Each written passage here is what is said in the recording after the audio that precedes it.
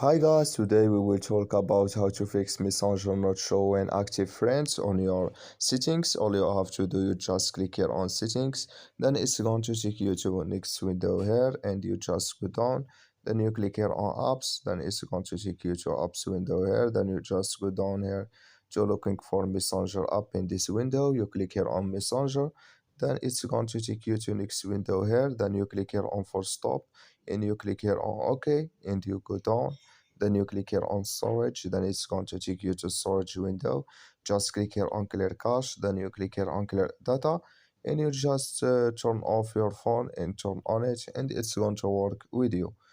So that's all you have to do to fix that problem you have on your Messenger app. Just follow these ways and it's going to work with you.